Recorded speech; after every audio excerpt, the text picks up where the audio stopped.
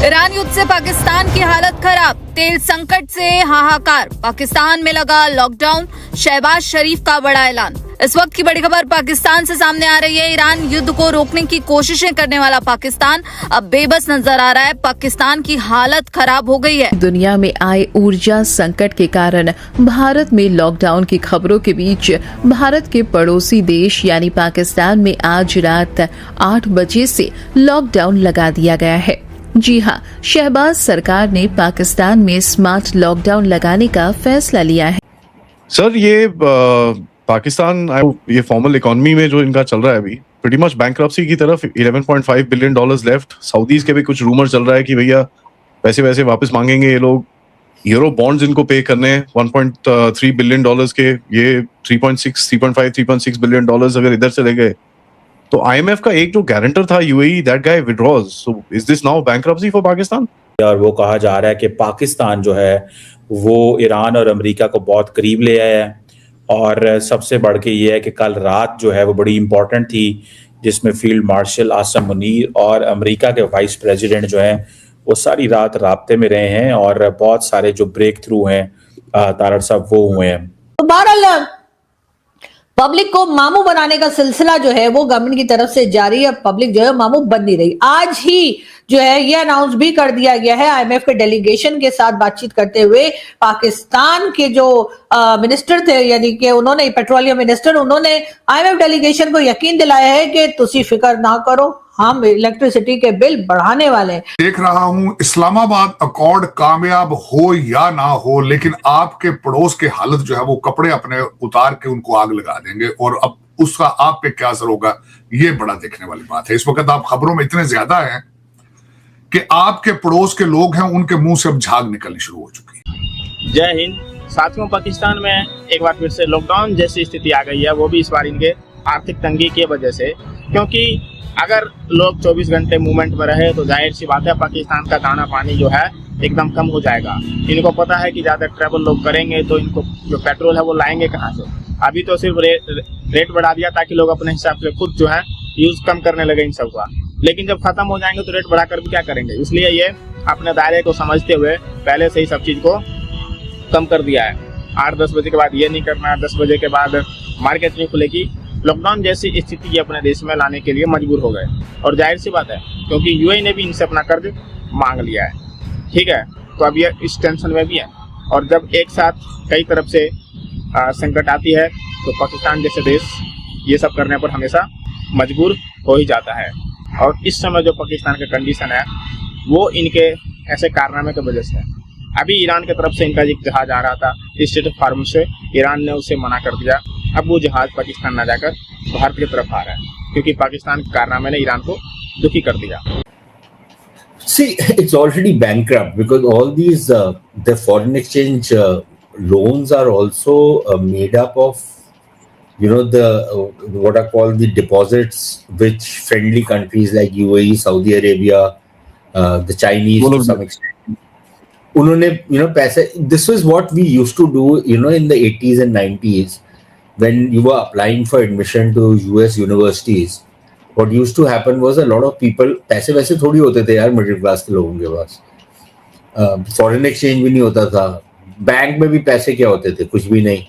तो आप ये करते थे, what we would do is, you want me to carry on in English or Hindi or a mix? Hindi चलेगा सर, नो प्रॉब्लम, परफेक्ट।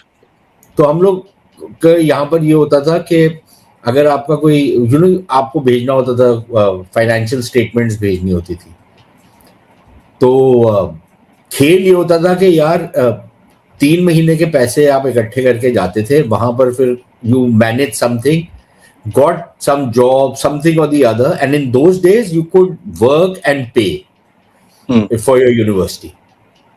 तो खेल ये होता था, वो फाइनेंशियल ट्रांसक्रिप्ट जब भेजनी होती थी, बैंक स्टेटमेंट्स, तो बैंक में पैसा तो होता नहीं था, तो आप एक अमीर दोस्त के पास जाते थे, उसको बोलते थे कि यार थोड़े से 5-6 लाख रुपए जरा मेरे अकाउंट में जरा ट्रांसफर कर दे, मैं बैंक की स्टेटमेंट लूंगा, वो मैं आगे भेज दूंगा और पैसे तेरे को वापस कर दूंगा।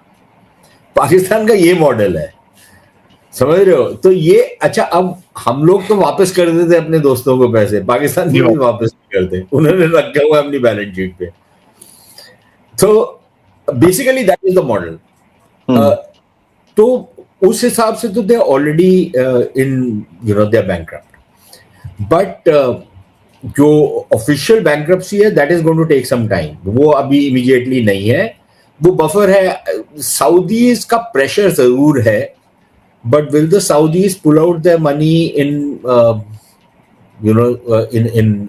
at a moment's notice? It's a 50-50 right now. They're not very happy. जो हो रहा है, जो पाकिस्तान बीच में लटका हुआ है टाइप्स। कहते हैं कि जब आप तरक्की करते हैं तो दुनिया जेलसी में भी जो है वो बहुत आगे चली जाती है। और ये ज़हन में रखें कि पड़ोस जो आपका साथ पड़ोस है चीमा साहब, वहां पे लोगों की हालत ये है, कहते हैं कि ये भगवान भाईजान जो है ये बायोलॉजिकल है ही नहीं है, ये पैदा हुए ही नहीं इंसान से। जब आप ये कौम ये बिलीव करे कि भगवान जो है सामने आ चुका है बगैर किसी, मेरा मकसद है वो खुद कहते हैं is not a biological person, उनसे भी बच के आपने रहना है। और उनके पास सिर्फ दो तरीकाकार है, उनके पास और कोई तरीकाकार। एक तो वो अपने सोमनाथ के जो गिराने वाले रिश्तेदार उनके जो नए बन गए हैं, जाइनस बाप हैं, ये भाई हैं, तो जाइनस दोस्तों को और सोमनाथ को गिराने वालों को, इन दोनों को ओबलाइज करने के लिए वो आपके मशरकी बॉर्डर के ऊपर। और तीसरा ये इस्लामाबाद अकॉर्ड, ये इनसे हजम नहीं होगा चीमा साहब। दूसरा आगे चलते हैं चीमा साहब, जो बात करना मैंने इस वक्त वो देखें है तो इससे टॉप सीक्रेट वो जो अकॉर्ड पेश किया गया है, लेकिन दो चीजें अर्ज करना चाहूंगा जो डेवलपमेंट हुई है पिछले 2 दिनों में। एक तो जवाद जरीफ साहब ने बड़ा अच्छा प्रपोजल पेश किया था अगले दिन कि हारमूज को किस तरह खोला जा सकता है। उनकी बड़ी अच्छी प्रपोजल थी, मैंने उसको बड़ी डिटेल से पढ़ा। मैं समझता हूं कि इट्स वेरी रीजनेबल और टाइम हैज कम अप कि अब लफ्ज होता है ना, इनफ इज इनफ। तो मेरा जो जहन मानता था कि अब जंग बंदी की तरफ जाया जाए, लेकिन उसमें सवाल यह पैदा होता है, देखिए ना चीमा साहब, इस जंग के अंदर अमेरिका के तो अहदाफ कोई नहीं थे ना। अमेरिका तो यही कहता था ना जी न्यूक्लियर था, मिसाइल सिस्टम, वो तो तबाह कर दिया गया जब 3.5 लाख घर गिरा दिए गए हों, सारा कुछ जगह ही कुछ। बल्कि हमारे प्रेसिडेंट ट्रंप साहब ने खुद कई दफा फरमाया कि अब वहां पे टारगेट तो बचे ही नहीं जिस पे हम हमला करें। अब दूसरी पार्टी जो है इस जंग की बेनिफिशियरी कौन है? वो इजराइल है। इजराइल के अपने ऑब्जेक्टिव है। अब यह सवाल यह है कि उन्होंने अपने ऑब्जेक्टिव हासिल किए या नहीं किए।